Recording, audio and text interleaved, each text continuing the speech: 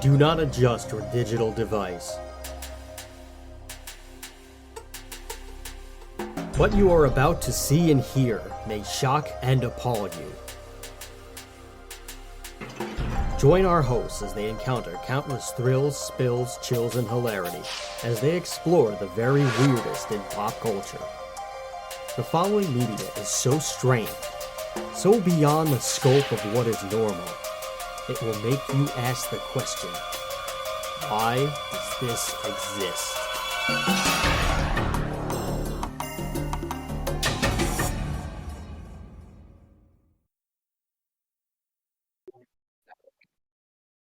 Hello, everyone, and welcome to another episode of Why Does This Exist? I'm Chris. And I'm Rob. And today we will be talking about a lovely, lovely American heavy metal band. Actually, they just happen to have been created in America. They are they're more Armenian than anything. And they are activists. They are awesome, and they don't fit in any one box, and we'll get into that.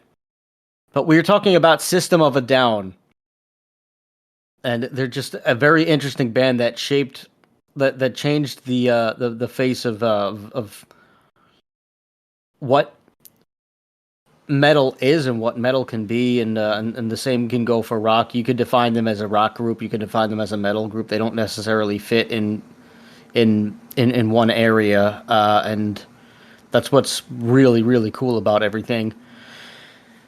But for those of you who don't know, we are Why Does This Exist? We are a podcast that talks about the very weirdest in pop culture, whether it is a musical artist like we are about to discuss, a strange product or toy that people can't seem to get rid of, like we just did with the Funko toys and the Funko Pops, or whether it be a movie or any of those things.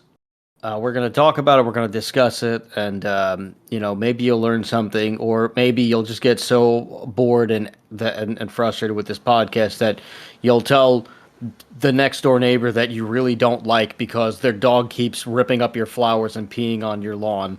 And your next door neighbor will instead give this podcast a listen, and then they'll listen to it forever, and then you never have to listen to us ever again. Or maybe you just love torturing yourself. Maybe that's what you do. I don't know. Maybe you had a rough upbringing and medieval torture devices are your thing, so you figured you would just do it like this. But that's what we are as a podcast. You could support us in a number of ways. And the first is by just simply going over to patreon.com/whydoesthisexist, and you can just donate money to us. We will give you access to the Discord server. You can come in and hang out and do whatever you want to do. You could talk to us. You could talk to some of the other folks in here. You could even ask our man Tony what's cooking in his brain.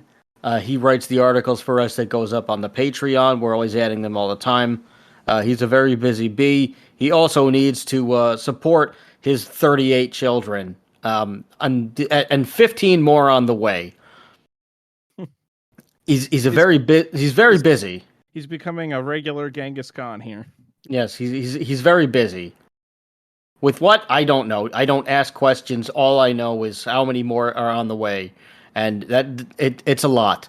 And the numbers are growing. You can also, if you don't feel like giving us money monthly, or if you don't feel like getting into the Discord server, you can just simply buy us coffee at buymeacoffee.com/whydoesthisexist. And that's the easiest way to do that. You just give us money one time, and then you go about your life, and that's it. You don't even have to listen to the show anymore. You just give us $1 and then go do your thing. And then Rob and I will enjoy a delicious cup of coffee. Not from Starbucks, because we are pro-union, but just, from some local establishment that is very nice and good to its people. It's we appreciate the mom and pops of the world. Yeah. You can also just go over to Facebook. You can also follow us on. Apparently, we exist on X, Twitter, whatever the fuck it is. South At African Twitter. Yeah, South African Twitter at until we get removed for not doing things, but we're on there too. Or on Facebook is facebook.com/whydoesthisexist. Or maybe it doesn't because I don't exist on Facebook anymore, according to Facebook. Oh, I don't know. I got banned in Facebook jail because because I got hacked and there's an Instagram that I think doesn't exist anymore, but someone hacked it through an Instagram and they are, I don't know, they're not pillars of the community like I am. So that got banned for me, but that's okay because all social media is a cesspool anyway, and it's yeah. one less distraction for the world. That being said, speaking of distractions, you can also do all of the things that you can do on our YouTube channel, which is the big distraction. That's at the YouTube. It's just the channel is just why bad YouTube. It's yeah, the channel is why does this exist pod. No, that one did it too. I'm ruining everything here. Everyone is tuned out now. All three people listening have tuned out. Botchamania. We're not getting them back. Botchamania's running wild, brother. Exactly. And anything else that you could do to support us is just simply, you could just send us a nice email at whydoesthisexistshow@gmail.com, or just simply review us on any social media platform so that somebody else finds us and listens to us, and then you don't ever have to listen to this again. Just pass it on to somebody else. Make us someone else's problem. That's what we're asking you to do. Make us someone else's problem. Now we can start on the music part. Yeah. That's the news. Here's the weather. You are now about to witness the strength of street knowledge from a ragtag group of rogues. So let's get on with the goddamn show. Take it away, Maestro. What is the System of the Downings? System of a Down is a American heavy metal band, as you said, but more Armenian American because it was founded by Serge Tankian and Darren Malakian, who are both Armenians. Well, they're Americans, but they were of Armenian descent. They grew up in Little Armenia, which is a neighborhood in LA. All of them are. Yes, they all are. I was specifically Serge and Darren both went to school together. They grew up. They both attended the Rose and Alex Philibos Armenian School in Little Armenia in Los Angeles, which is how they met and how they formed the band. Originally, they formed a band called Soil. Well, they didn't meet in school. They met years later, but they happened to go to the same school because they have a 12-year age difference. Yeah. So they both attended the same school and they met years later. And they formed the band Soil. Which eventually kind of evolved into System of a Down. They kind of get lumped in with the nu metal movement, but which I think is not correct. Like, I don't feel System of a Down really fits the nu metal mold so much. No, I never got how they fit in there. I guess I guess because it was different and it came around and they started getting they started hitting their stride in that era, rise, late 90s, early 2000s. Any popular metal band of the late 90s and early 2000s was considered nu metal, just regardless of what they sounded like, because that was just like the wave that was happening. Much like the 80s had glam metal, the 90s had grunge. It was just like the thing. Yeah. But if you listen to System of a Down, they really are not anywhere near what a typical nu metal band would be. I would say, like, when I think of nu metal, I think of like Linkin Park with like rapping and like samples and a DJ, but also like metal. That kind of like fits more the nu metal mold. Whereas System of a Down is not anything like that. It's very like, you could probably describe them honestly as like prog metal or prog rock, because they're very like, that Armenian influence really shines through in the music. They're doing a lot of like different time signatures, different key signatures that are all like, not typical for the time period. Right, and I mean, even the singing, even Serge's singing style, he incorporates a lot of just Armenian folk tunes in there, Yeah. um, and just various like pitches that you would only really hear in what what folks would just call world music. Yeah. And well, it's interesting too because he Like goes more or from like less, like System of a Down is really just like it's it's really just like it's a combination of like of world music and metal. That's really what it yeah. is. I would say it's like you could call it probably like Armenian folk metal almost. Yeah, that would probably be the best way to describe it. Right. And it's ironic because like, System of a Down came well before the rise of folk metal. Folk metal was more of like a 2010s, early 2020s kind of thing where like, Yeah, all these different bands started playing like more in that like folk style and having folk instruments, but like with metal, heavy distorted guitars and blast beats and stuff. And yeah. Like I would say, like maybe like 2007, 2008 was the first time I started hearing about folk metal. yes. Yeah, and it got really big in the 2010s. You had the Yeah, rise of like Finn Troll and Troll Fest and yeah. uh Corporate Cloney. Corpaclani. You had Tanger Cavalry and The Who, Mm, except like spelled HU, which was a Mongolian throat singing like metal band. yeah, they're very They cool. still exist. They're pretty good. Yeah. But System of a Down was like way before that. Again, Soil started in 1992, and they started doing demos in the mid 90s. So like they Not were like not to way be ahead. confused, not to be confused with the death metal band Soil, which still Yes. exists. Yeah.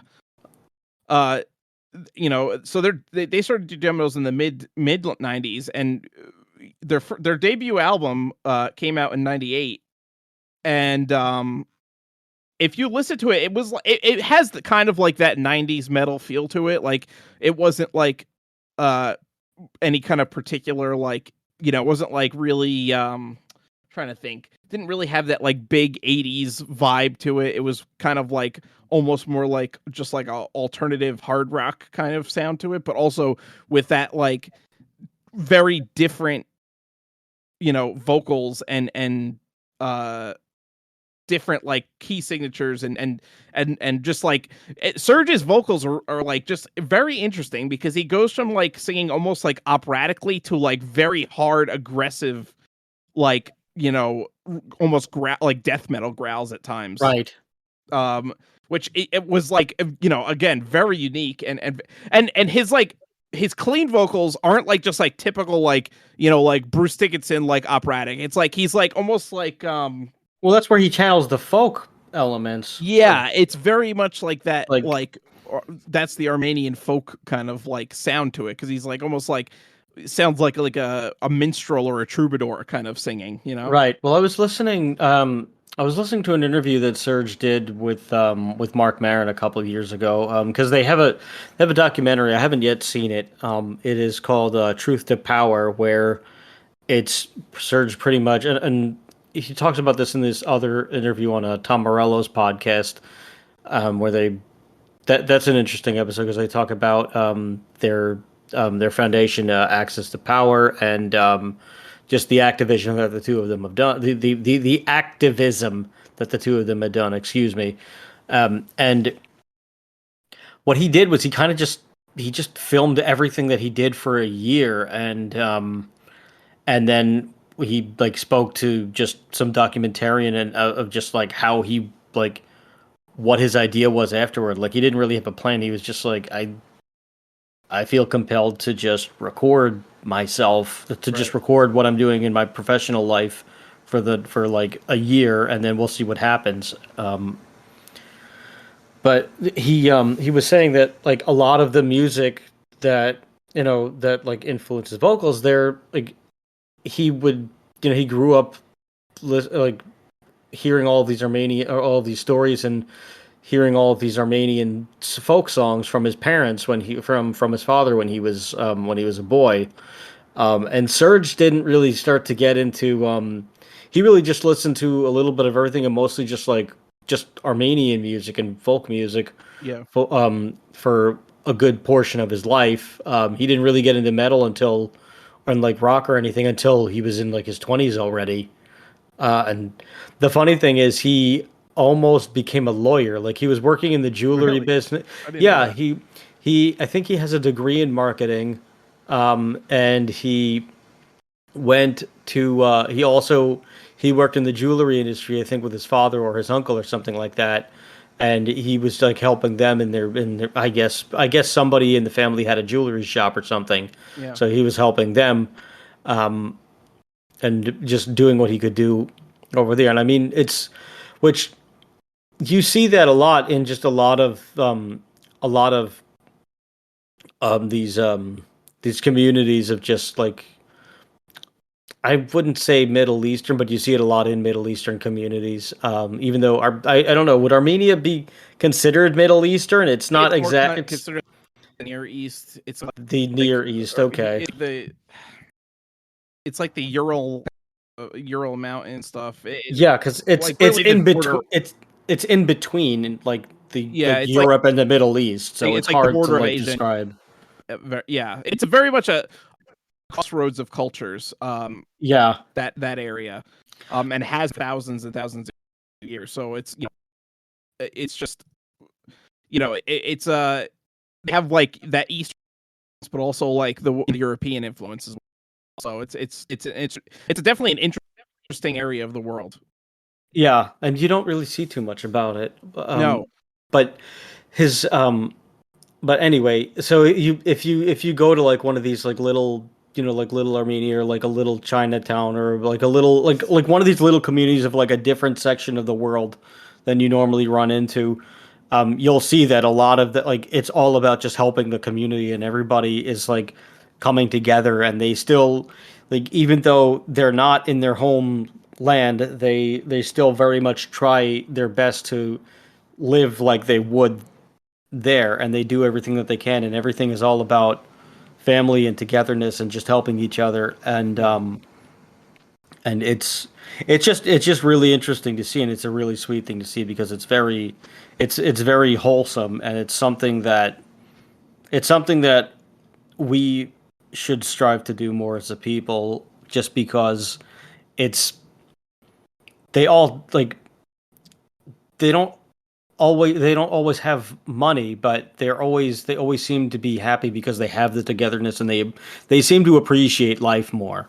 yeah, But but he was doing that and he was doing jewelry things and he almost he was taking Kaplan courses and he saw other people like really into being a lawyer and he just hated it, so he didn't finish it and then things started taking off our system of a down. But he got into metal and rock in his 20s, and he started really getting it. He started go like I think like he had a cousin or a brother or something, and he was into it. So he would show him like one genre, and he would go as deep until the ends of the earth with that one genre, and then he would say, okay, I need to listen to a different genre, and then he would go to the ends of the earth with that as well. So yeah, all of these different areas became influential to him in different ways. If you listen to him talk, he's one of the smartest guys in the world, and he just yeah, seems like such a cool guy. yeah, Like, just seems like a very nice, down to earth, genuine human being. But yeah, they were going to be they were soil for a little while. It didn't happen, yeah, and then they were going to call themselves Victims of a Down. The initial name was called Victims of a Down. Um, because of a poem that Darren Malakian wrote, and then they changed victims to system because Shavo, their bass player, thought that it would reach a wider audience if their name was like alphabetically shelved closer to like to musician to their musical heroes like Slayer, yeah, which that made sense. So it's really interesting that like it was changed the system almost from like a marketing perspective yeah. for like a marketing reason, but it became so much more. And what I was going to get into was the activism started for Surge and them like, you know, Immediately. yeah. Their first 'Cause single was on a compilation album that was to bring attention to the Armenian genocide, which yes. people have, Turkey has denied and still continues to this day to deny. But for those who don't know, the Armenian genocide was a Does genocide the that took U place. does the US recognize it I yet? believe the U.S. now recognizes it. There's a whole list of countries that do, and Turkey gets pissed off at them pretty much. But essentially, for those who don't know, the Armenian genocide was a genocide on the Armenian people that was perpetrated by the Ottoman Empire in the early 1900s during World War One, and for many, many, many years, it was denied that anything, that it happened, and uh it finally came to light later on. I believe it wasn't really until like the 60s and 70s that people really became aware of the Armenian genocide. It was like a long time before like people started to like really be like, hey, what the hell? um Yeah. but I think it was they're saying like an estimated 800 to 1.2 million, 800,000 to 1.2 million Armenians were killed Oh my during god. that time. And there's still people in the world today that deny it. I mean, I guess there's people that deny like every genocide. There's Holocaust deniers and stuff, but like, Yeah. it was pretty clear that it happened.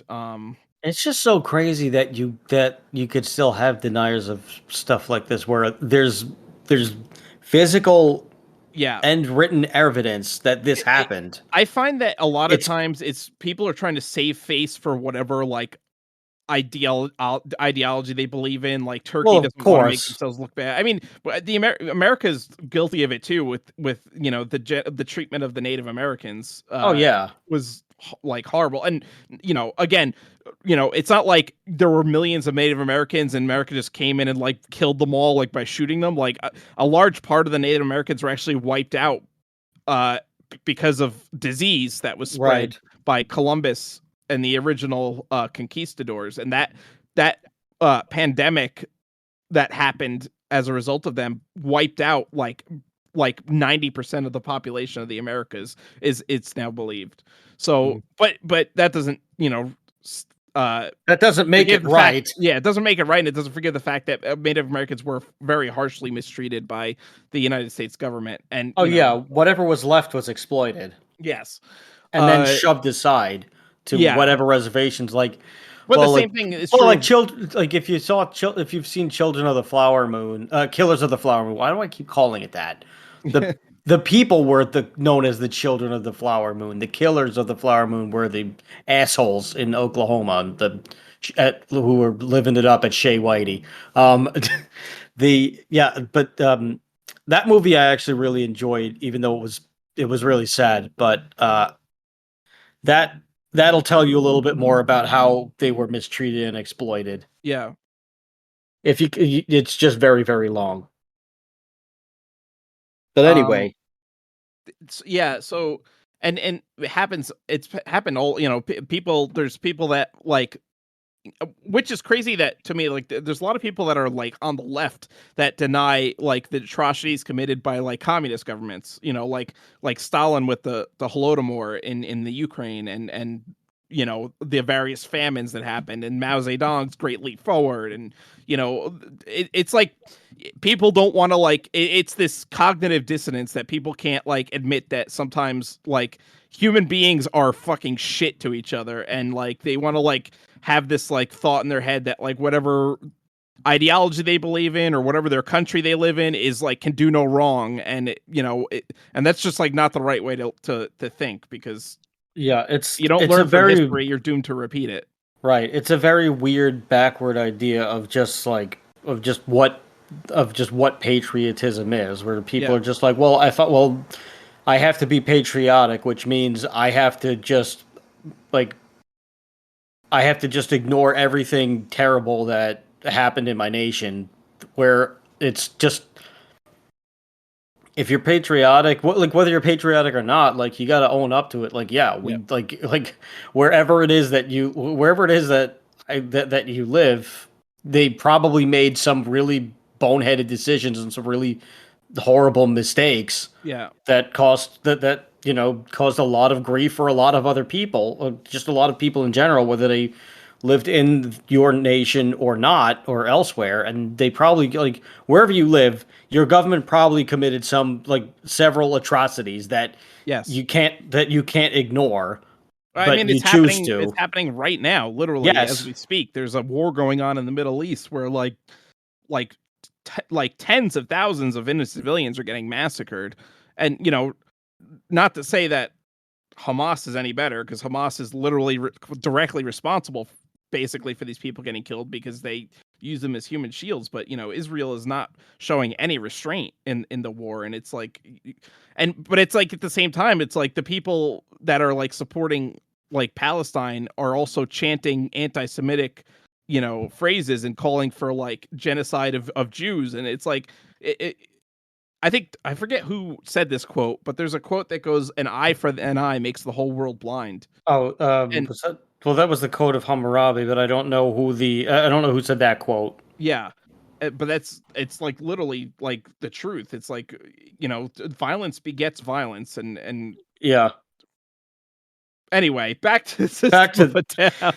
yeah, We got on a we try tangent there that we try not to yeah, get on to we try politics. not to get political, but I mean, it's kind of hard to with Well, in with this band specifically, because with they this are band, it's hard to get around it. But yeah, yeah, we'll try not to make it because we understand that whoever you are in digital media device land, you've had enough of this. You don't need to yes, hear anymore. But anyway, so like Serge was talking on the on the Marin interview, and he does this in every interview that he does. He discusses the Armenian genocide and he brings awareness to it, yeah, which you need to do as an activist. Like this is the right thing to do, is to keep bringing awareness. And since he is something of a celebrity, he can, he uses he this is someone using their platform properly yes. um to do good. Yeah, and But he's bringing up something that's like personally like relevant to him. It's not like him getting involved in something he has no idea about. Like he's literally an Armenian who grew up with the stories of the genocide. right. I So mean, that's how he found out. His father told him these stories, and he just yeah, said, and when his father would tell him, well, Turkey denied it, and at the time the United States denied it, and he was like, what? Like, what yeah, do you mean they denied it? And even his father explains things. Well, they're selling. This all is there's parties who are profiting off of this. So of because of course, that, they're paying off all these politicians and everything to keep quiet. And he's just like, he's like, but Dad, in America, like how, like this is supposed to be a democracy. This is supposed to be the land of the free. Like what is this? So he was looking into it, and he was just like, I have to do something, and he felt a calling to music, and that's kind of the reason why that's one of the other reasons why he chose not to go forward in as a lawyer, and yeah, he just he just decided that, okay, I don't know how I'm gonna do it, but I'm gonna find a way to make music to do something through music.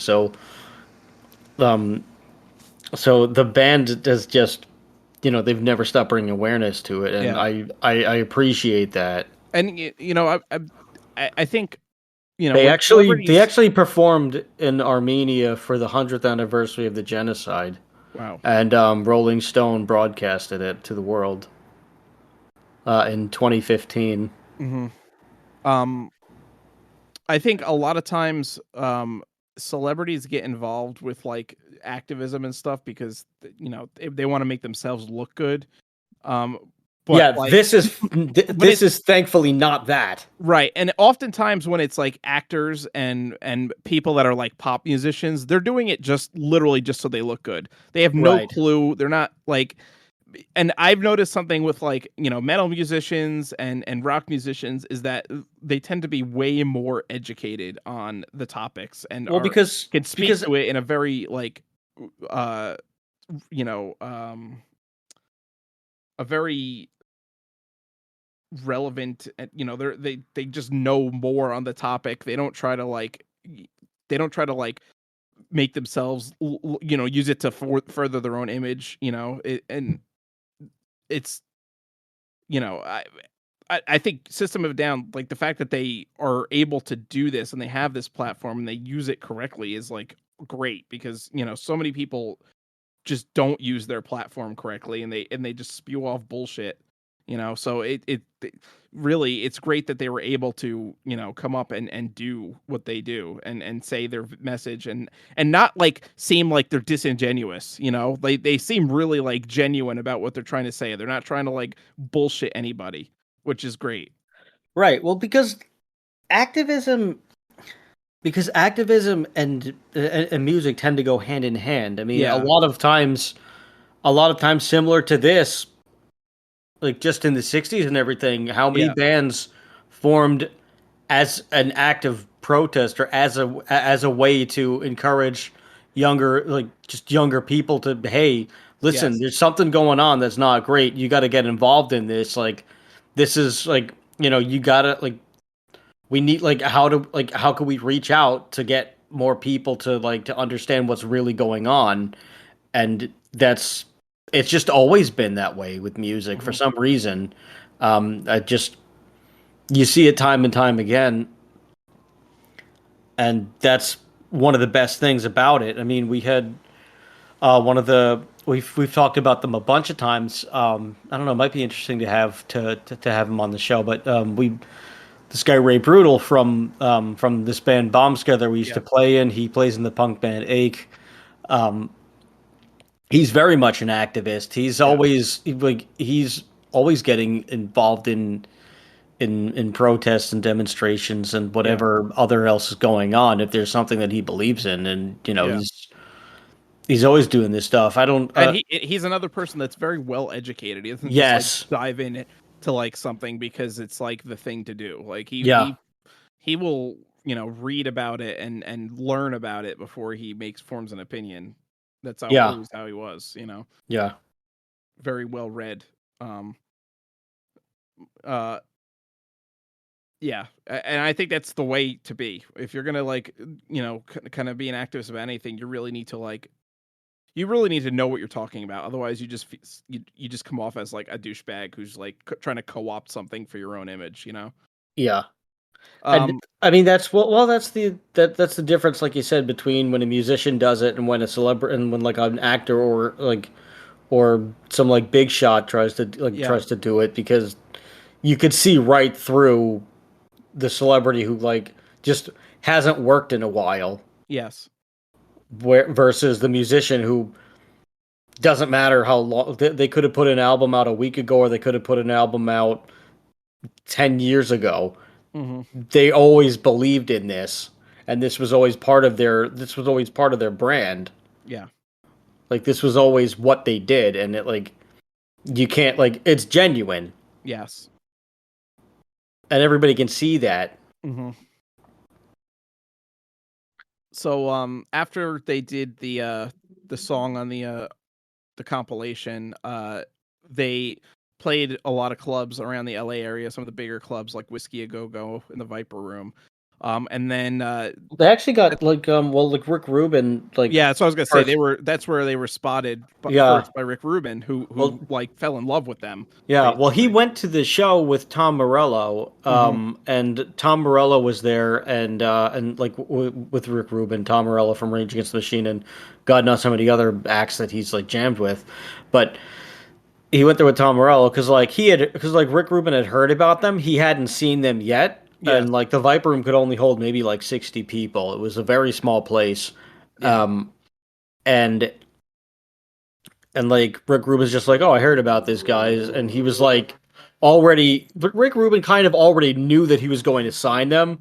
Yeah. He just, but he didn't know how much he could really spend on them, and he also didn't really know how to produce them because Yes. one, he hadn't seen them, but two, he had just heard how different they were, Yeah. and he had There's a brought. quote. There's a quote by him that says, he said, "They were my favorite band, but I didn't think anyone else was going to like them apart from a small, like-minded group of people like me who are crazy." Yeah. Yeah, because he brought in Tom Morello, and as they were playing, first of all they were blown away, but second, he was like, do you think you could produce this album? Do you think you could do something with this? And then Tom Morello was just he's like, I've never heard anything like this. I can't compartmentalize this. Yeah. He's like, honestly, I think whatever I tried, he's like, I think whatever anybody tries to do He's like, they need to just let them do their thing and just leave them alone. Yes. And like he's like, if anybody tries to do anything different with this, then they would ruin the band. Yeah. Which I Yeah. was probably all that Rick Rubin needed to hear to just say, okay, awesome. Yes. And so they recorded their first album in 1998. Their self-titled debut came out. And the two singles off of that, Sugar and or two of the singles that enjoyed the most success were Sugar and Spiders, and both were featured often on the radio, on hard rock radio, and the videos were aired on MTV often. They also were able to tour with Slayer in the Diabolus and Musica tour, which was huge. And also were on Ozfest. And I feel like System of a Down is one of those like quintessential Ozfest bands. Oh Like they yeah. were like, Ozfest was such a great palette or like or sampling of all the best like metal and hard rock bands that were out at the time. And like so System of a Down was like perfect for Ozfest. Yeah. They like Ozfest always had, well, at least the first, at least for a long while, Ozfest really had its finger on the pulse of just what the new stuff was and what was coming out and Yes. what was coming up Yes. and what people were interested in. Mhm. And then they also knew, okay, well, like these acts are going to be like these acts are going to be pretty good to like headline, so like we don't really have to do anything about them, but like who can we elevate with them? And they always had a good sense of that for a very long time. Yes. Which I don't know, maybe at some point we'll do like an Ozfest episode because it Yeah. was like very quintessential, and for years that was the tour I that always people were growing up looking forward to. I yeah, always wanted to go to an I always Ozfest. wanted to go too. Growing up in high school, I was like, "Oh, we gotta go this year to Ozfest," and like, I just never got the chance to go, and I like it was Yeah, like one of my biggest regrets because it was like, that was the place to be if you were in high school and you were like a metalhead or a rocker. Like Ozfest was the tour, like that was like what you wanted to go to. yeah. I mean, that was like when when I thought that music was going to be like the thing that I did forever. Not to say that it's like done because I don't think I'll never close the book on that one. Mhm. But where that was the main, where I thought that that was going to be the main thing. That my goal was just always just I have to get on Ozfest somehow. Yeah. Like the ticket was just okay. Well, whatever you do, find a way to get on Ozfest. Yep. Um, like I never thought, oh, let's do Madison Square Garden. Oh, let's do a world tour. Oh, you know, let's tour with this band. It was always just okay. Let's just do Ozfest. Let's find a way to do Ozfest. How do I do that? Because that was also where you as a band were gonna get the most exposure at the time. Because that was just the biggest tour of the summer. Yeah. And so many bands were just discovered that way. Like that's where you got Slipknot basically, and Yes. a ton of just a ton of other bands just like doing their thing. And Oh yeah. like you said, the palette was very much just all over the place. So Yes. it It had was like something for everybody. every single subgenre of metal was represented. Like just like straight up heavy metal, new metal, industrial, you know, uh, uh extreme metal, thrash, everybody, like literally everybody, death metal. It was like the place for hard rock and heavy metal in the late 90s and early 2000s. Yeah. Um and so it was perfect for System of a Down. And I think, like, honestly, they probably like blew the other bands away Oh at that yeah. point because they Well, like what lineup was that? What year was that? That was let's the see. '98 Ozfest. Was probably the 98 Ozfest, but let's see. Yeah, I gotta see these old lineups of just who it was.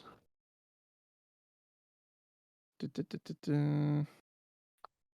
early 2000s. I mean, they were. I think they were on multiple Ozfest. System of a Down. They probably were. Is Ozfest.com even still a site? Holy crap, it is still a site. I thought that it was gone.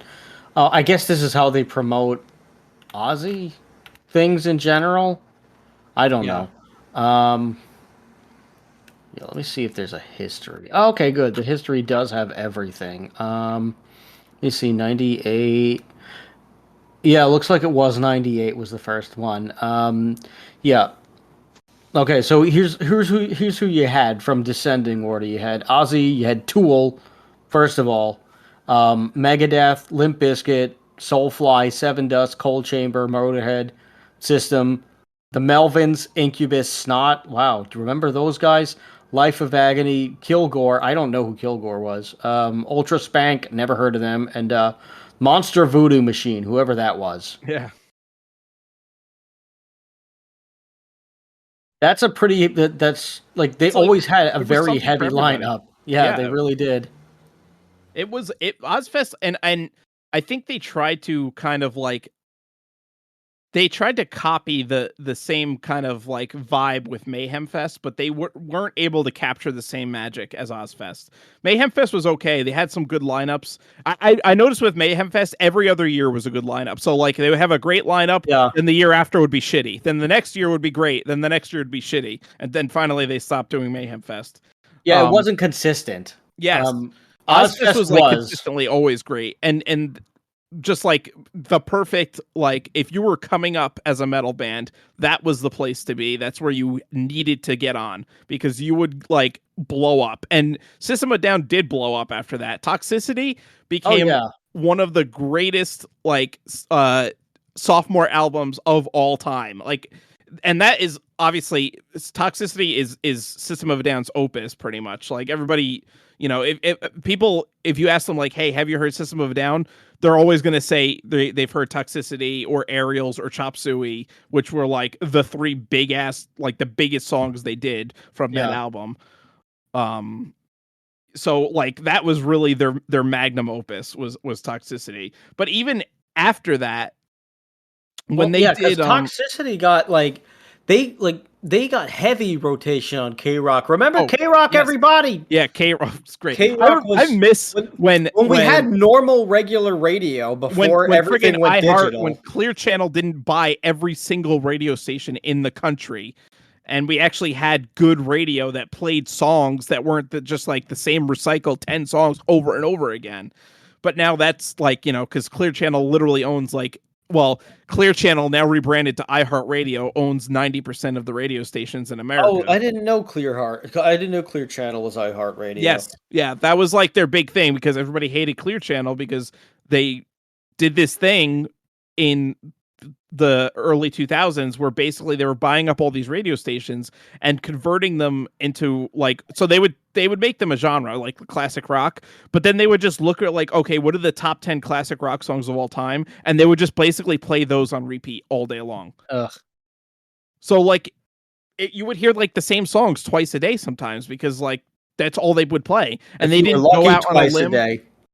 The only time you would ever hear like good, like, you know, like deep cuts or like bands that you never heard of is when you listen to like syndicated programs like Nights with Alice Cooper or something like that, because Alice controlled the what was played, you know, and he would play things that he liked, you know, and or like bands that he like, you know, like was like, oh, check these guys out, I just heard them, kind of thing. Otherwise, like you were just hearing like the same Beatles song and the same Leonard Skinner song, and you know, it was just like the, you know, another brick in the wall by Pink Floyd, and that's it, you know, like kind of Ugh. that.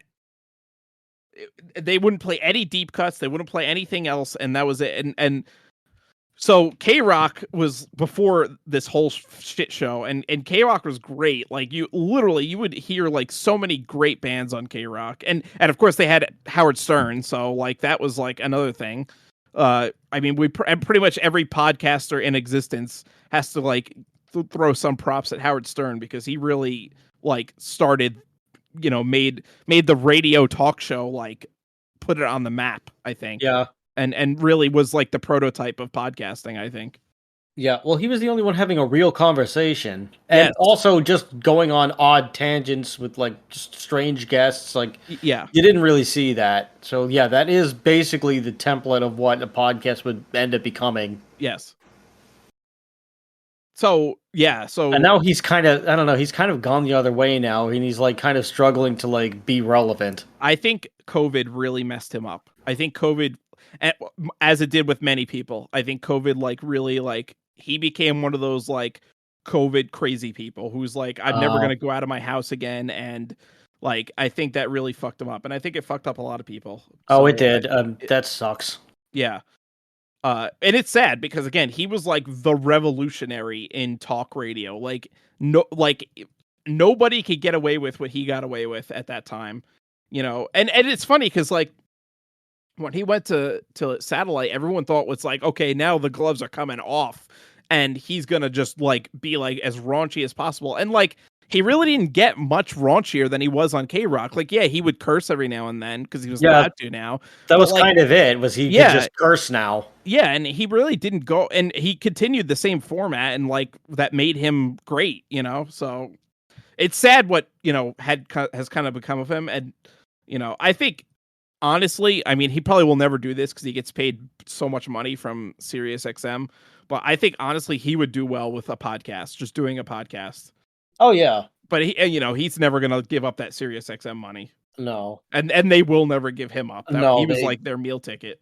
yeah, he's probably he's the only reason why they ever got off the ground. Yes, absolutely. Like he So was many the first people. big name Yes, that they and got. actually, so remember, not a lot of people might remember this, but Sirius and XM used to be two separate companies. It was Yeah, XM and it was like almost like VHS versus Betamax. Like it was like, oh, which satellite radio are you gonna pick? And then XM got Opie and Anthony, and everyone's like, holy shit, like they got exclusive rights to Opie and Anthony. And then Sirius signed Howard Stern, and that was like the death knell because no, like Opie and Anthony, like a lot of people love them, but like they could not compete with Stern, and that was it. And then XM fell off like big time, and then eventually Sirius bought them out yeah. and just Well, became Sirius XM. yeah. Well, anyway, back to K Rock. K Rock was a really great, like, just alternative rock station. Yeah. Like, just played everything. It Yes. was like it was pretty much just it's pretty much like listening to a college rock station, but it was just like a big, like just where anyone could listen to it, and it wasn't Yeah. just like, oh, okay, I'm on campus, so I can listen to the college radio station. It was like just a global college radio station, and Yeah. it like I got into so much music just from K Rock alone, Yeah. and then it just eventually like I would take extra long baths just so I could listen to K Rock because I couldn't listen to it any other way because not my parents didn't like metal at all. Mhm. My mom could tolerate a little bit more, and she would just say, "Hey, can you just like turn it down a little bit, or can you just like you could maybe you could like go downstairs and listen to it or something." And but my dad, because he's he's an odd guy. He was like he thought that he was gonna loose me to Satanism or something, and I was like, that is not what happens, He got caught Dad. in the satanic panic. It was yeah, it was so weird. Like there would be times where he would like see me. He saw me bring home a Rob Zombie album. We've definitely talked about Yes, this we have. I think on we the talked Rob about Zombie it episode. before. Yeah. And like I got grounded for that because he like saw the album art and he thought that it was supposed to be like a mockery of Jesus Christ, and I was like, no, it's just a painting of him. Yeah. And my dad or like and like he would take the lyrics literally, and I was just like, Dad, this is a horror movie from like 1950 something. Yeah. And he was like, no, it's not. I'm like, yes, it is. It's like It literally is. yeah. I was like, he has the song Dragula. It's about the car from the Monsters. He's like, I know what Dragula is, and I'm like, do you? Do you? He's like, yeah, I watched the Monsters, and I'm like, okay. He's like, well, that song gets a pass, and I'm like, what do you mean that song gets a pass? Like, so the other ones that are also about like similar things, they don't because you've never heard of them. Yeah. And he's just like, it's devil music. I'm like, it's not devil You should music. I have don't. just showed him the movies. He'd be like, it's like, look, Living Dead Girl is just Cabinet of Dr. Caligari. Like, here's the movie. Like, He probably still would have thought that it was like some kind of Satan recruitment tool, probably. and I would have like. There wasn't anything that I could do to like get him to like just understand. It just happens to be the music that I like. Like the nothing else, or he's just, or like he would get so beat up about it for no reason. Like he would be like, "Did I drive you to this, son?" And I would be like, "No, no, you didn't. I just this has happened. I guess I'm just wired this way, and this is what I like. I can't. Well, how come you can't listen to something else?" And I'm like, I don't know. This happens to be what I like. There's like I'm not saying there isn't other things that that I would like, but I just happen to like this the most. Listen, That's it. heavy You metal can't convince parents. I'm heavy sorry. metal is the perfect music for angry, angsty teenagers. It really is. Yes. Like I like, and not as like an insult. I'm not saying that as like it's like immature or something, but like when you're like angry at the world and you're like you have all this teenage angst, like metal is like the perfect like outlet for it. Like Right. it's just like, this is like exactly how I feel. Yes. It's like Yes, I was gonna say just that. Like this is what's going on in my yes, this is what's going on in my body and in my head right now. yeah, Not literally, but like this this is this is helping. Like you yes, don't understand. This is helping. I can't like, and also at that age you can't really explain it because yes. you're just like, I don't know. This is just like my response was probably the most appropriate response that like, a 13-year-old kid could give who just started getting into music. I don't know. This is just what I like. Like there doesn't have to be a point. It's candy. Like like that's what it is. Then like System really captured that for a lot of people just like Yes. because of searches like, well, first you have like it it turns into chaos so fast, especially from Toxicity, but like just all their music in general, where it starts off on these like, you just take like Toxicity, how like it just has these like beautiful acoustic parts, Yes. and it's floating and it's really nice and it puts you on a cloud for a moment and it just stops and it just gets really hard and aggressive out of nowhere, Yeah. and then it goes back into just being, this lovely like wilting thing that's taking you off on a cloud, and then it just kicks back into gear, and it's like, wow, this is how I feel. I wake up and things are okay, and then something happens and I'm suddenly like, and I'm pissed off, and I don't know what this is happening. Like that's basically like what puberty's like in like in like the weirdest. It's like it's the auditory version of puberty. Air, That's that like, air, like you're doing the weird thing again. You're discombobulating. We're having technical difficulties. hold on. Stand by. Okay. He's got to recalibrate things, folks.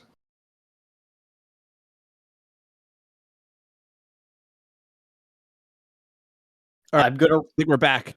Yes, you're back now. All right. Hold on. Might be Okay. all right. We are okay. Here we go. All right. Yeah, now you're So good. anyway, I was saying Aerials is like, you listen to the lyrics like, life is a waterfall with one in the river and again one again after the fall. And it's like, you know, perfectly like when you're like, you know, a teenager, you really know where you're going in life and like it, those lyrics speak to you, it's like yeah, like life is like a fucked up thing sometimes and like you don't know where it's going to go. You don't know if you're going to fall off the waterfall, at the Yeah, like, like, it's like it really spoke to like I think our generation especially. oh Uh yeah, Millennials got like such a freaking shit end of the stick in regards to everything in the yeah, pretty much. So yeah, like it was really like the like the voice of our generation. I remember like in high school listening to stuff like like System of a Down and stuff like that. It's like yeah, like this is the voice of our generation right here. Like like the '60s had like you know uh Hendrix and Woodstock and all that, and the '80s had like all like thrash metal and all that, and it's like this is like our version of that basically. And it's interesting because I think System of a Down, you look back sometimes at like the stuff that you listen to in high school, and it's like you listen to it now, it's like, oh, that was kind of cringy. It's like, oh, I don't know why I listened to that. It wasn't really that good. But System of a Down is like not that at all. It's like it really holds up to this day. You could go back and even like in my 20s and stuff where like I kind of like got like a little bit more close-minded when it came to heavy metal music.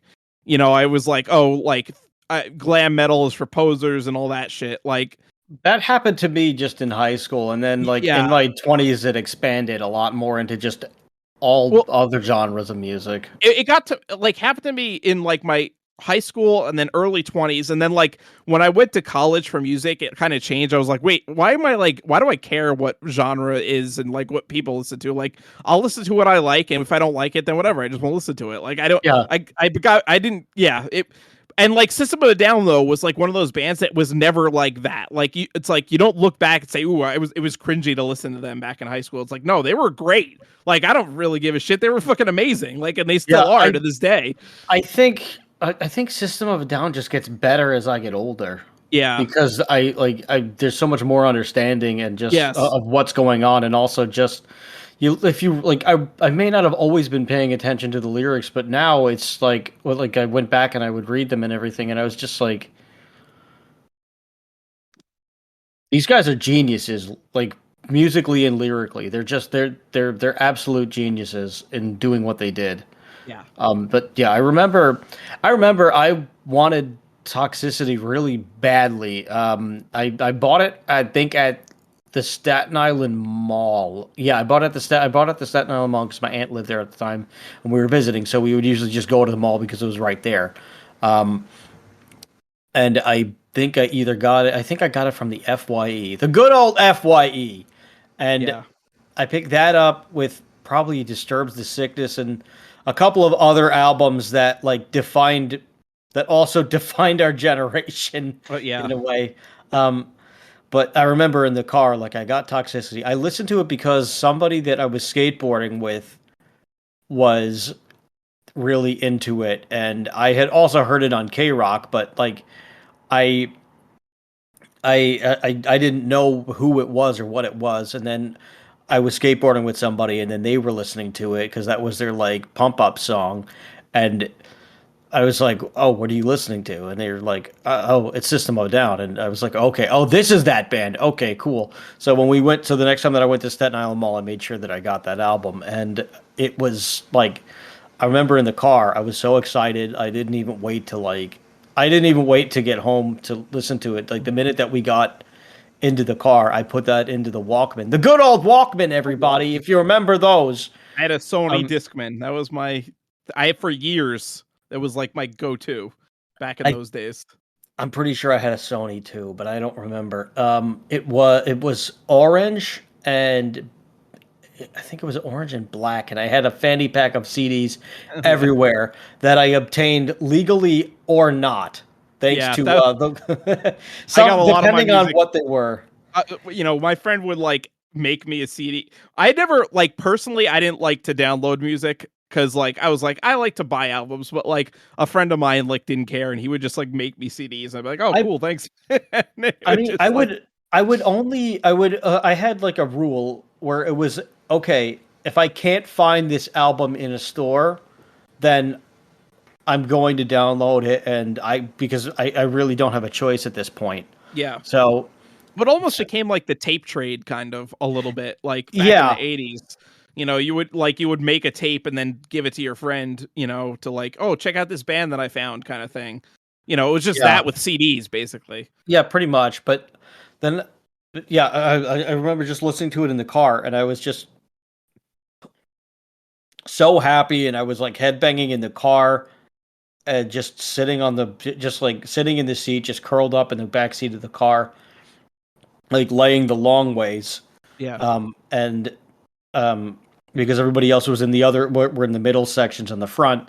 So, and like I was just had the back seat to myself, just That's like awesome. really getting lost in there. And oh man, I have no idea what it sounded like outside of my headphones. I'm sure they heard I'm sure it was like mostly just banging around in the car, and they were just like, "What the fuck is this kid doing?" But yeah, just listening to it the whole way, and I think I listened to it at least 4 times the first day. Yeah. Like I wore that CD out. Yeah. And then, yeah, and then I remember just when Steal This album is my favorite album by theirs. Mhm. I think that's the most underrated piece of work that they could possibly have. Yeah. No one talks about it, and it's just It kind of is like the Lost album, and I think it's because like I think that's their best one. yeah, it's somewhat because Mesmerize and Hypnotize came out like, and they Right were like after, so like good. System of a Down. well, So they what really broke out into the main. They really like got like as mainstream as they could possibly get with yes, Mesmerize and Hypnotize and they were the from Figaro. only band besides the Beatles, I think Tupac and 50 Cent, I think, that had 2 number 1 albums debut in the same year. So Yeah, like they were like in like an elite group there with that. And I think that's kind of why uh Steal This album got kind of overlooked, because it was like, it was sandwiched in between like the magnum opus of Toxicity and then like the magnum opus part 2 of Mesmerize/Hypnotize. yeah. My favorite System song is Intervision. Yeah. Like it's It's hard for me to pick a favorite because there's so many just great ones. lyrically that song is so interesting. Like just about meditation.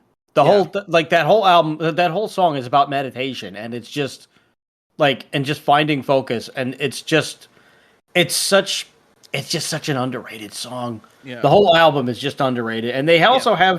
they also did this. I sent this to you. They did a Yes. compilation. It was like this weird, basically something that if you just wanted to point to somebody and just say this is what music was in the late '90s, early Yeah, 2000s. this was like the Like 2000s. it was like it's called I what think I was it said that to called? you too when I heard it. Yeah, what was it called? Like Loud Rocks or something like that? Hold on, I'm gonna look it up right now. It was, yeah, Loud Rocks. Yeah, basically this was a compilation where like rock and metal bands were doing like rap and hip hop covers. But like And they also did doing it with the artists too. Like, yeah, it was really different. yeah, And like System did Wu-Tang's Shame, yeah, and it's so cool. yeah. It's one of my favorite covers of all time, and I was It's just like, surprisingly amazing. yeah, like I was working out at the gym, which was like kind of how I decided that we should do this show. I mean, we had talked about doing this episode on and off for a while in like, the plans discussion, so we never really like Mhm. picked a thing. But I just randomly decided, oh, you know what? I think I'd like to work at the System of a Down today, and I put it on, and then this came on because I have it on shuffle, and I was like, is this what I think it is?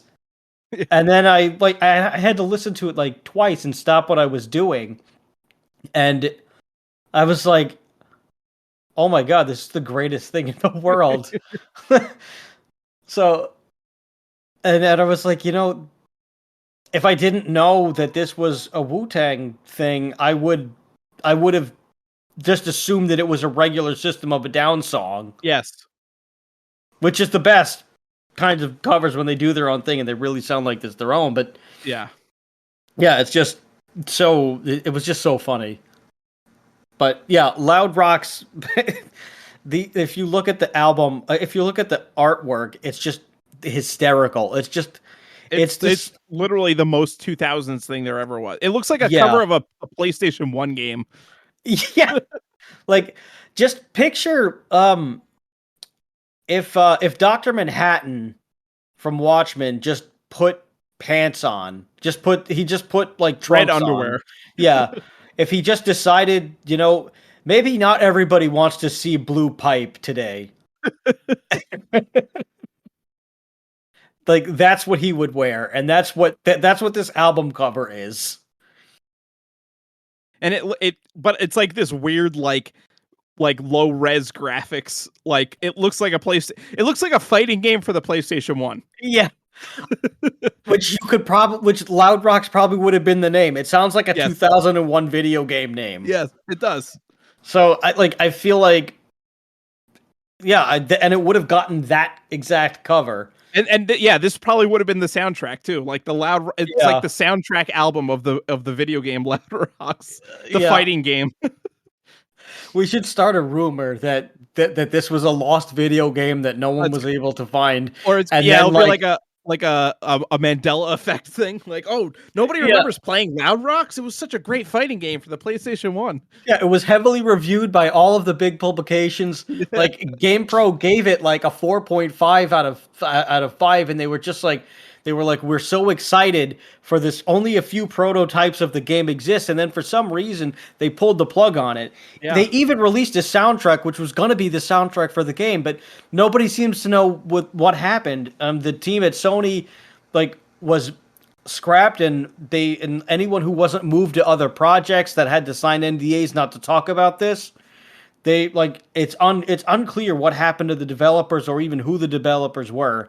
And you just attach this project to like a developer that's passed away, and they're just like who would have been like the lead on it, and you could really create some like you could really create some like ridiculous nonsense. Why Yeah. would we do this, you ask? Well, we we could try to see if like fans would just create, like fans of this non-existent project would just create it just Yes. because with things like that, if it goes viral enough, someone will decide to just make it, and Yes. we'll get a game that will bring this soundtrack to life in a bizarre way. I think that would be fun. Maybe It would someone be should just make this into a game, and that's Yeah, it. make it like a fighting game, like but almost like Mortal Kombat, but like in an urban setting with like, like unique characters, and then this is the soundtrack is literally the Loud Rocks album is this the soundtrack of all the Yeah, they levels. don't. Yeah, and they don't have to be people. They could just be like these weird blue object things. Yeah, or do it like a neo noir, but like with like monsters and like supernatural entities that look crazy like that. Yeah, I think that would be really cool. It would be awesome. I would love to. Now I want this to Yeah. exist. All right, we got to make this happen. I'm gonna learn to We have to code and we're find a gonna do way. this. All right, but yeah, let's get into like mesmerize and hypnotize Yeah. and So, everything else in between. which are again like These are these were like these are probably the most commercially successful albums. yeah, yeah. Oh, I mean, toxicity is pretty I, up there well, too. It's in hard. It's a terms hard. in terms of BYOB is definitely one of their most well known songs, and that was on yeah, Mesmerize. in terms of sales, it's probably still toxicity, Yeah. but in terms of but like just in terms of like how much bigger the band got from this, like of just like the mainstream publicity, I think Mesmerize and Hypnotize really brought them like into everybody's like TV Yes. set. Yes. Well, especially at this time when they were doing like promotion for these albums, they were This going was on a also lot of when like TV shows. this was also when the internet was really starting to like hit its stride before Yes. like this like weird toxic time. Yeah. Uh, yeah. This is like Like the golden age of the internet. yeah, It that's really the was. way to Yeah. that's the way to describe it. MySpace was a thing. Yeah, Facebook like, when Facebook was starting, it was when YouTube was just starting. people were actually trying to help other people Yeah. on the internet and not spouting out about which side they chose. Yeah, the only bad part of the internet at that point was like 4chan. Like, and it's Yeah. like 4chan became like the norm of the internet. Like, uh, what was I gonna say? Oh, so like, when they released the double album, they were doing a lot of promotion. They were on a lot of TV shows and they did obviously a tour. But I think one of the most like famous things and one of the greatest like moments in rock history is they were the musical guests on SNL and they were told not to play BYOB because of the language and the cursing in it. And of Yeah, but course, why would you tell an activist band not to do exactly. something? Yeah, like how stupid could he be? And this is like, BIB was very critical of the war in Iraq because like, of what was going on, like, like young, 18-year-old guys were getting freaking blown up and going over there for a stupid war that like was literally predicated on a lie Yeah, of weapons of mass destructions that were non-existent, and it was just like Bush's war to fucking stroke his own ego basically.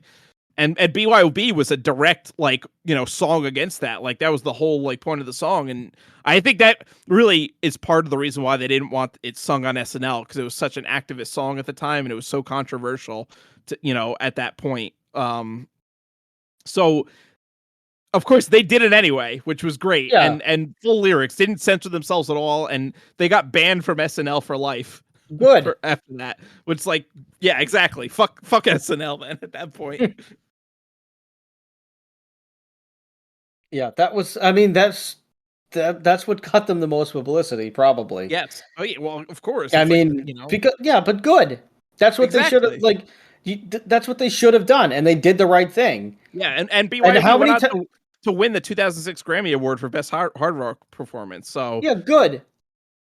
Also, notice at this point they were they were becoming known from being a metal band to a hard rock band, yeah, and that's how that's where you could tell that like the difference occurred. That's where the shift happened yeah, with their mainstream being propelled into the mainstream. Because if they were just a metal band, like if they were just a metal band, or if they were considered just a metal band, it would not have had the impact as suddenly just like the rock band. Like I don't know why, but there's some like weird like association with like metal being a dirty word in the mainstream, and it's always been that yes, way.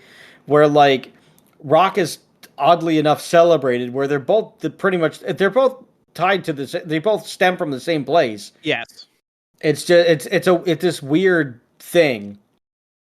I But think I it's guess just like a because distortion that's acceptable to mainstream ears or whatever. yeah, I guess because over time, even though rock was rebellious and the thing that was once the dirty word, because people got older, they like rock became like it's almost like they got like rock became like nostalgia driven, where people were like, oh Yeah, yeah, that was fun, oh this music is good. I don't remember anything like I don't remember any of the controversy around it anymore, so yeah, this is fine. And then like because metal was like way more aggressive, so yeah, they were like, oh well, we like rock, but oh what's this metal thing, that's too much.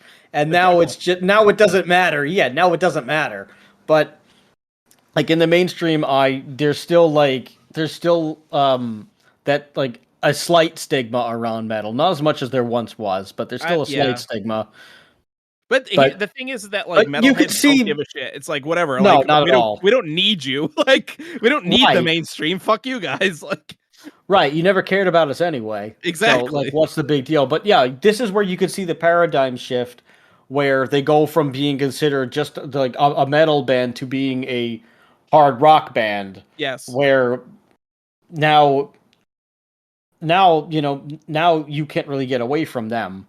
But still, Um, like at the same time, but it's like like, why did it take this for them to have to to have them expand their reach that way? Like that's but you know what? Controversy creates cash, so I'm sure I'm sure it ended up working out really well for them. but the songs that became like the singles on those were like the more like just hard rock songs. But if you listen to some of the deep cuts off those albums, they were still very much like heavy metal. Like a song like you take a song like Revenja on Mesmerize, and like the middle section almost sounds like it could be like a friggin' black metal song, like the way the Yeah, guitars are. Like it's just like so like heavy and like distorted and like dissonant, and it's like great. And but like again, they have this like nice like variation where they go from like like this kind of like calm like like very melodic like chorus into like this like hard like heavy like oh my god, Immortal could be playing this right now kind of yeah. like like Like I feel like they should be wearing corpse paint at the at the one point of the song, like. So and again, that is just like really is like the uniqueness of System of a Down, like that they could do that and be like so different in their approach to songs and like go like have such a huge range of how they can play. Like, like BYOB, which is almost like got like thrashy elements to it, you know? It's Yeah. just they really didn't like fall into one genre. And that's why like I hate that they get lumped in with new metal because they really are not anything like any new metal band, you know. Yeah, I mean that's the best part about them is that they Yes. really don't fit into anything. And No, and but yeah, I mean it's like this with everything. People will, the minute that they hear something, will immediately try to like put it in a box, yes. and it'll like, yeah, it might stick for some people, but like with certain things, it's just like you just know, well, no, that's not right. Well, and And like with System, you really can't. if a band is trying to be a certain sound and they want to sound a certain like when we played when in Zamboni / Nuclear Hatred, like we were very much going for that like Yeah, crossover we punk knew what thrash. we wanted to do, but Exactly. their whole Like idea, like they built it around more of an idea of yeah, just they just like wanted to play songs they thought sounded good. Like yeah, same thing. Take someone like Lemmy Kilmister. Like Lemmy never considered himself like a metal musician. He's right, like, I play rock and roll music. That's it. Like he didn't care what genre it was. Like he just played rock and roll music. And I think there's like really like there's like a almost like a freedom in that, where you could just you play whatever you like to play, and that's it. And if someone wants to lump you into a genre, that's on them, not on you, kind of thing. right.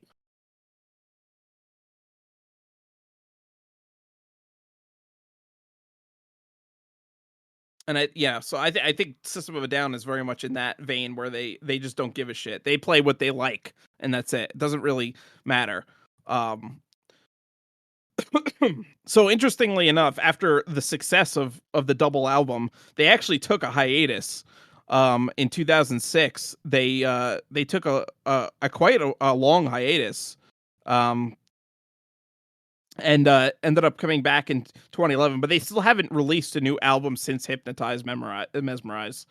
Uh, they've done songs. They actually did back in 2020 during there was a war in Armenia between Armenia and Azerbaijan, and System recorded two songs, "Protect the Land" and "Genocidal Humanoids," Right. uh, in answer to that war that was going on. Yeah, and the label didn't even know about it. They saw what was happening, and they just said we have to do something. We have to go record these things now. Yeah. then they were just like, do you think we should notify the label? And they're like, well, we probably have to, but like, we're not going to get permission from them. They just called them and just said, hey, we're calling you as a courtesy. We're Hmm. doing this whether you care, or we're doing this whether you like it or not. So just to just letting you know it's happening. Yeah.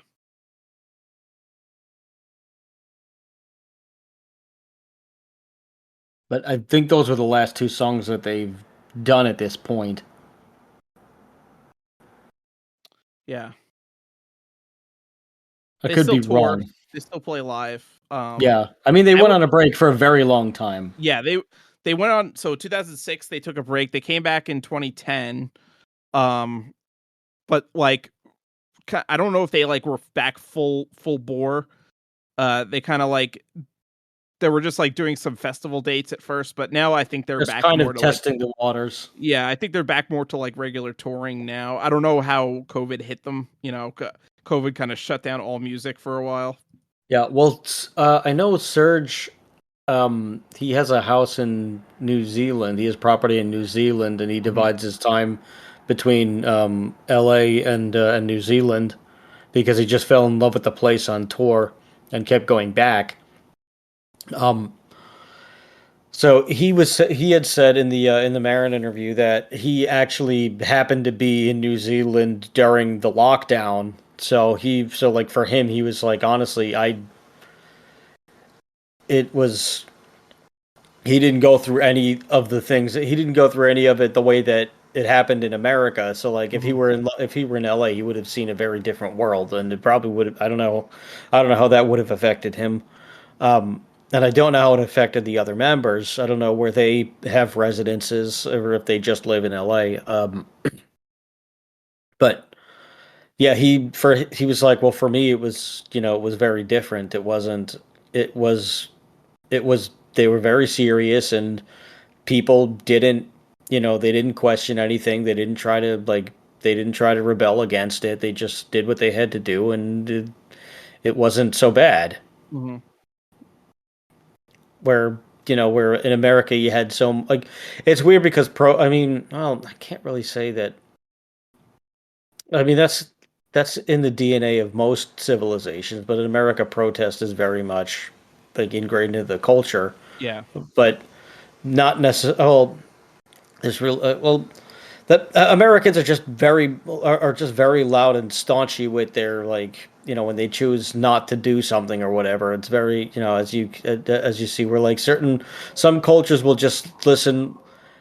We'll just do whatever we have to do to get out of this, and then it's Yeah. fine. And they cooperate, and and it's over pretty quickly. Where like here, you had so much. I mean, I think it's also of just how much social media people expose themselves to in like different cultures, where and like Yeah. all the nonsense that people get sucked up on. I mean, especially America being like a first world country, where if we're people like to complain about a lot of problems that they think that they have, where like if you look at a third world country where they don't have time to vent about anything, they're just trying to survive day to day, Hmm.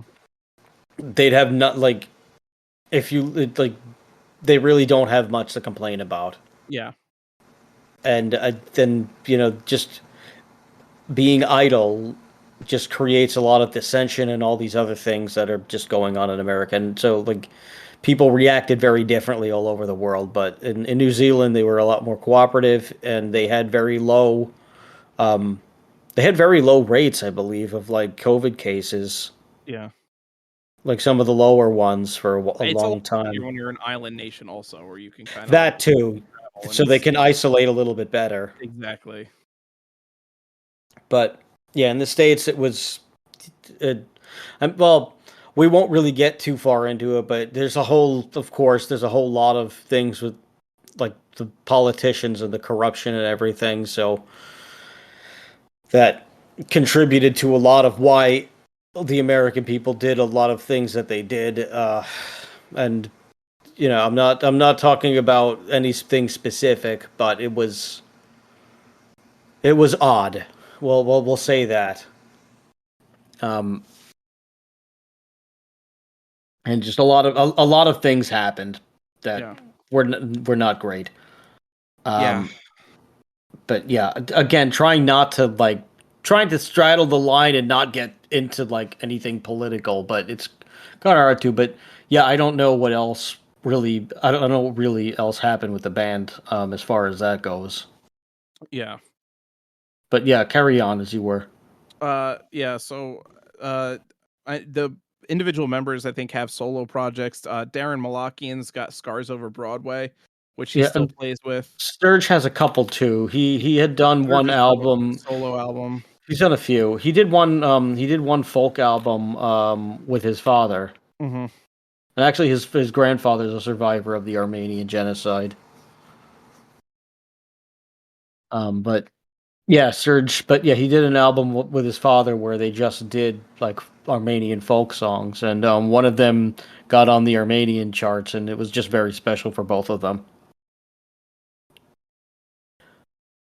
I don't know if Shavo and John Dolmayan had have their own projects, or they just might be doing their own thing, just jamming with other people. Yeah. I believe I believe that John was at one point a member of Scars Over Broadway as well. I don't think he is anymore. Um the Scars Over Broadway is really only Darren Malakian. Like he has like touring musicians that he plays with, but like in the studio, it's all him on every instrument basically. Yeah, like it's pretty much just Darren and friends. Yeah. Um, but yeah, there were definitely a band I would like to see live. Because I have not been able to see them live before, but I think it would be a fun show. I would Uh, love to see them. yeah, I mean, they're like there's just so many great songs, that they did, and it's like so different than anything else. Um, Yeah, and they don't just touch on the Armenian genocide. We've made it seem like that's the only thing that they sing yes, about.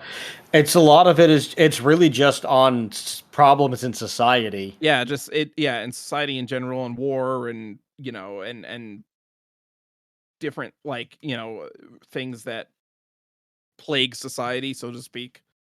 Yeah. And again, the musicianship is just so great. It's so unique, their songwriting, and it doesn't really sound like any other band. You know, it's like just System of a Down. Like there's really no one that even comes close to like sounding like them. And I think that's great. There's not a lot of bands that can really hit that.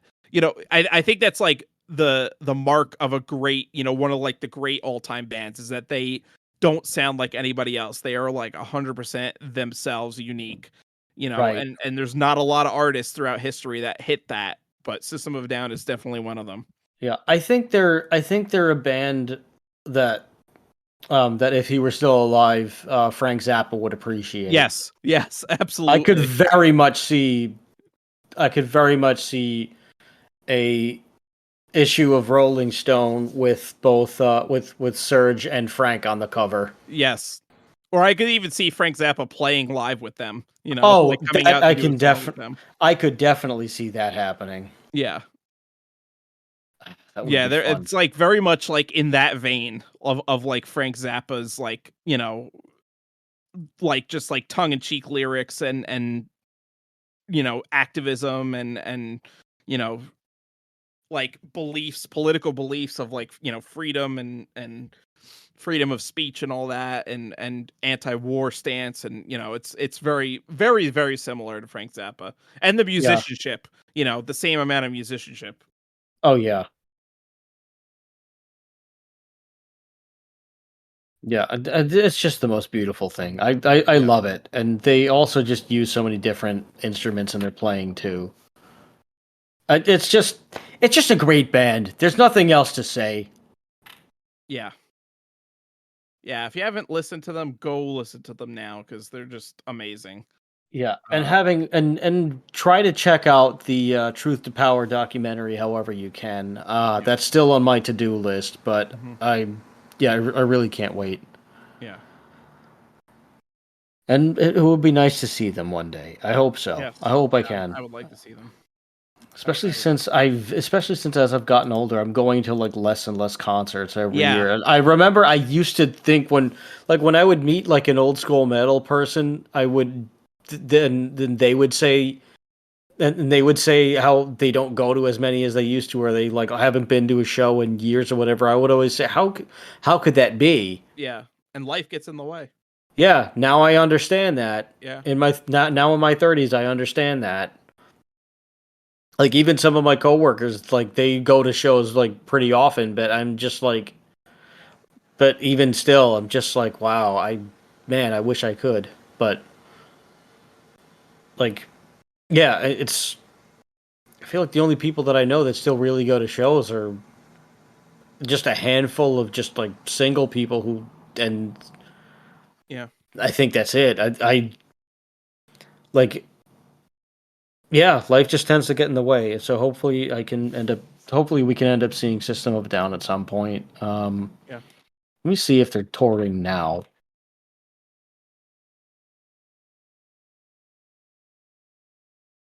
No, they have one show on the Las Vegas Festival grounds in on April 27th next year, and that's sold out, so that's Damn. it. So no, they are not touring, ladies and germs, and folks, and animals, and people, and things that of all ages and things, all beings. That's it. There's no future System of a Down thing for now. Yeah.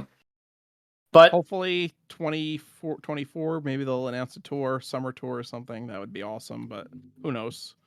yeah. But thank you so much, everybody, for just checking this podcast out and listening to just whatever it is that we had to say.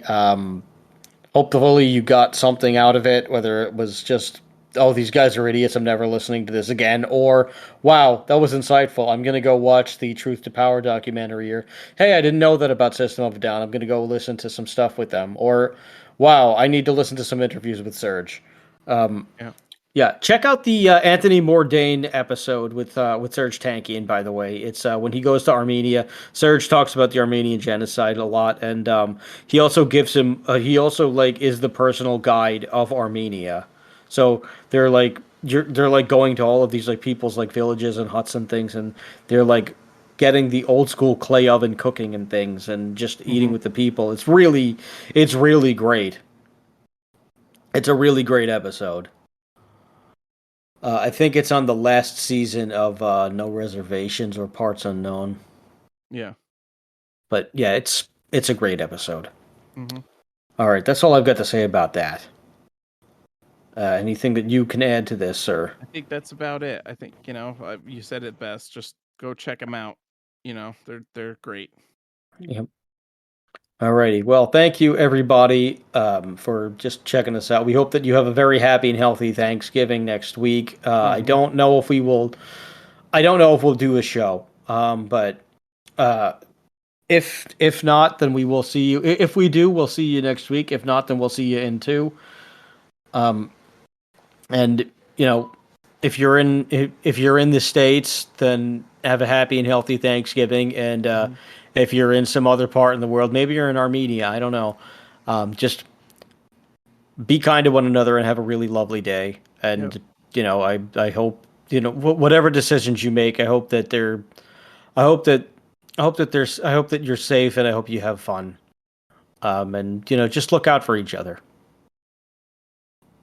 All right, this has been Why Does This Exist? I've been Chris. And I've been Rob. And remember, question everything. Good night, everybody.